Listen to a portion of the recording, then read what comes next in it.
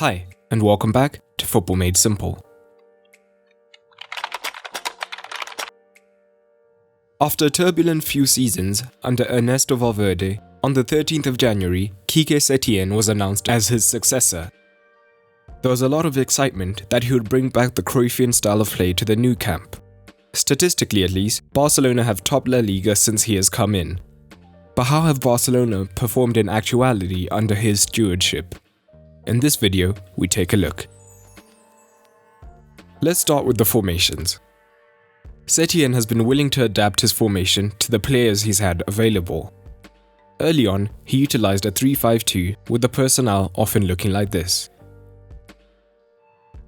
However, the team didn't feel comfortable in this formation, and he hasn't been afraid to shift to the 4-4-2 with the following personnel, as well as the more traditional Barcelona 4-3-3, which looked like this.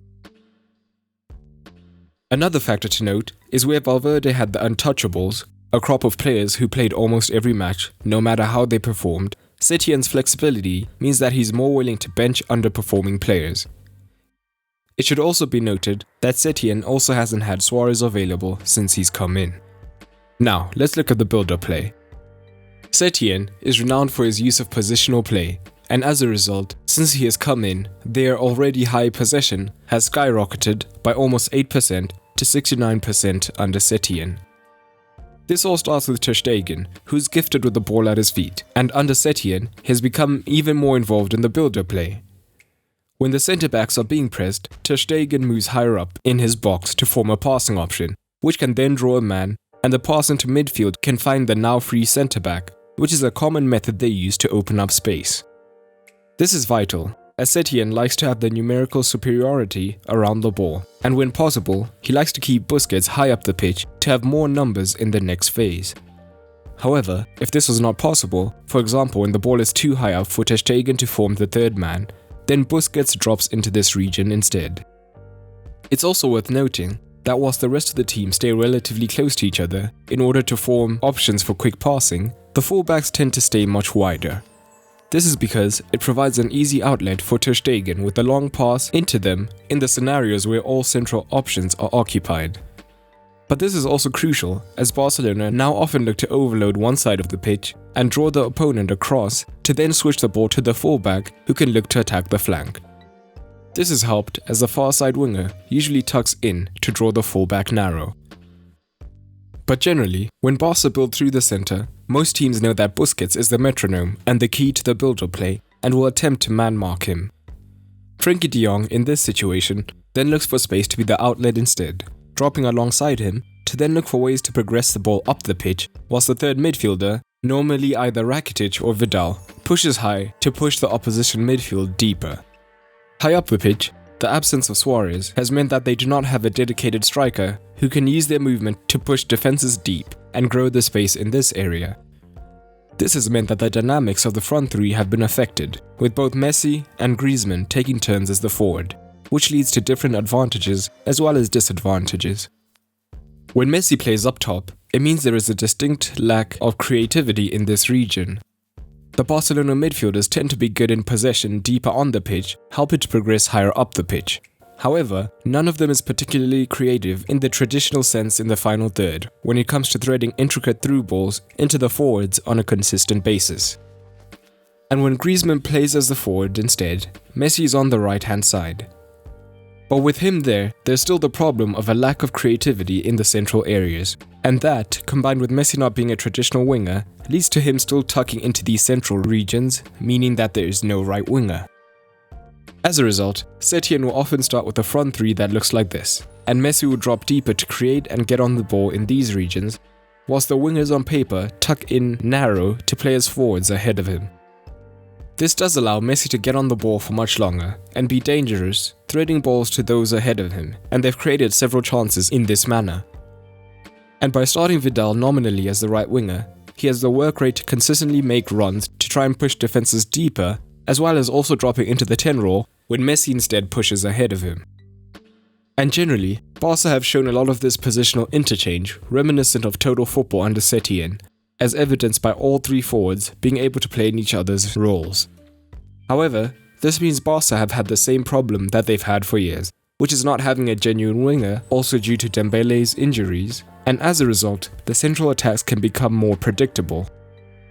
In addition, Messi is their only true source of creativity, as shown by him having 2.5 key passes per game and an expected assist of 0.47 per 90, which is in stark contrast to the numbers put up by the other midfielders. Griezmann and the other wingers are also far behind when it comes to creativity. They have tried to make up for that lack of width through the fullbacks. Alba in particular is always keen to advance higher up the pitch and look for the cross to one of the forwards or the cut back into Messi on the edge of the box. However, his attacking efficiency has been lower this season, only having 1 goal and 1 assist thus far, as his crossing has been inaccurate. Semedo does move higher up the pitch, but his attacking numbers are low, and he is not a significant creative or goal threat. So going forward, Setien may need to develop tactics which create more chances based on the team's movement, as opposed to being reliant on moments of individual quality. Now, let's look at the defensive end of things. The central positioning and high fullbacks, combined with the fact that his players are in relatively close proximity, means that when there is a turnover, Barcelona are in a good position to counterpress. Men can quickly look to press the ball and the wide regions, whilst the others can cover the other passing options into midfield.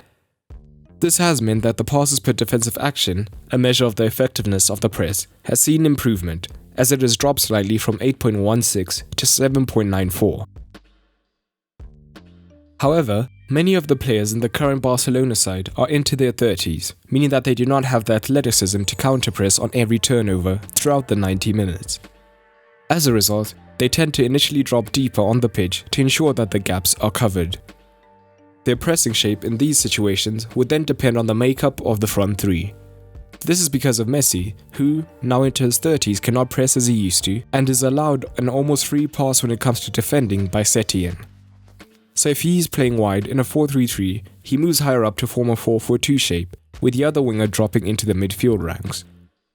But if he was central in a 4-3-3 shape, the shape could flatten into a 4-5-1, with both Vidal and Griezmann putting in good defensive work, with over 1.5 defensive actions each. However, for the most part, Setien gets one of his midfielders or wingers to join Messi in the press to try and stop the progression into the midfield regions, to try and force the opposition to make a riskier pass, which has a better chance of being intercepted, or to force them long, to allow the defensive line to deal with it. Statistically, we can see the differences between Setien's Barcelona and Valverde's Barcelona in La Liga. On the offensive end, Setien has averaged 1.75 goals per game, compared to 2.58 for Valverde's Barcelona. The team's shots per game have risen from just over 12 per game to close to 15 per game. Interestingly, Messi's shots per game have skyrocketed since Setien came in, from 3.94 under Valverde to 6.75 per game now. This could be because he now occupies more central regions and gets more shooting opportunities.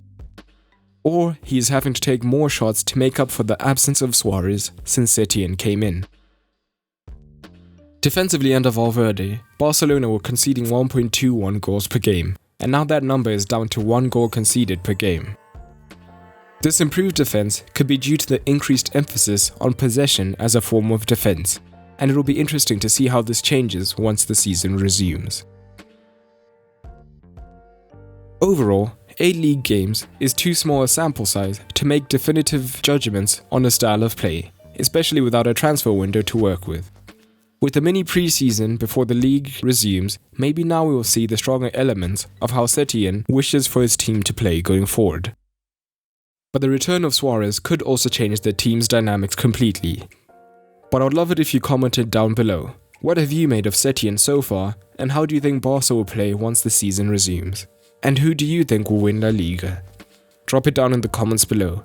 But that's all for today, and remember, keep it simple.